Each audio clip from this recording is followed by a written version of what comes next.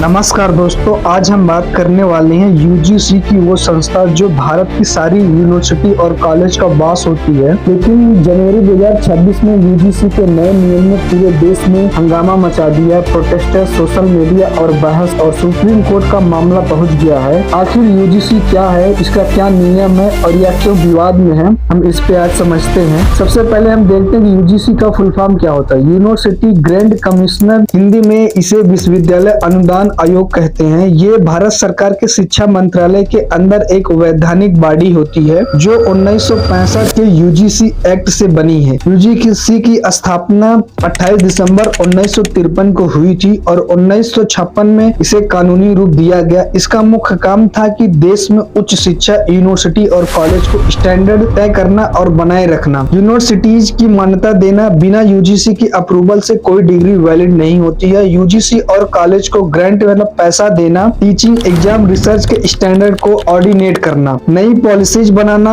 जैसे NEP 2020 के तहत। यूजीसी भारत के हायर एजुकेशन की रीढ़ होती। बिना कॉलेज एजुकेशन की यूनिवर्सिटी नहीं चल सकती है। अब हम आते हैं यूजीसी 2026 पे विवाद क्या है। 13 जनवरी 2026 को यूजीसी ने एक नए नियम जारी किया। उसका नाम था promotion of equality of higher education institute of regulations 2026। ये नियम 2012 के पुराने एंटी डिस्क्रिमिनेशन गाइडलाइन की जगह लेने वाला था। मकसद था कि कॉलेज में और कैंपस में भेदभाव रोकना, खासकर जातिवाद, धर्म, लिंग, दिव्यांगता आदि के आधार। हायर एजुकेशन के इंस्टीट्यूट में high quality committee of equal opportunity centre बनाना अनिवार्य था। ये committee SC, ST, OBC student की जात के आधार पर डिस्क्रिमिनेशन की शिकायत सुनेगी। OBC को पहली बार इसमें शामिल किया गया था और 2012 में जो है SC, ST ही थे। फैकल्टी, स्टाफ और जेंडर माइनॉरिटीज, दिव्यांगों के लिए प्रोटेक्शन था। डिस्क्रिमिनेशन की डिफिनेशन जाति या टाइप के आधार पर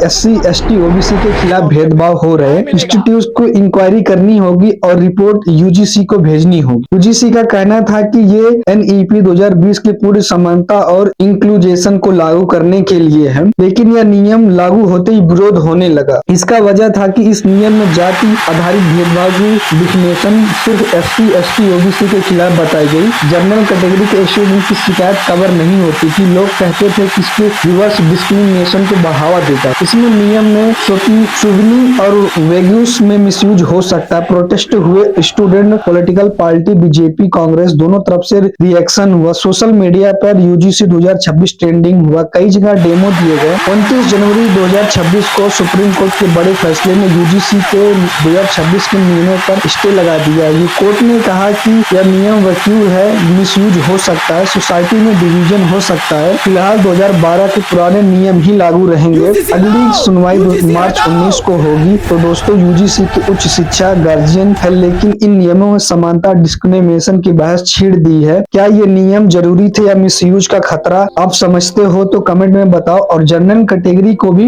प्रोटेक्शन मिलना चाहिए या नहीं। अगर आपको वीडियो पसंद आया तो शेयर कीजिएगा। मिलते हैं अगले अपडेट में। जय हिंद।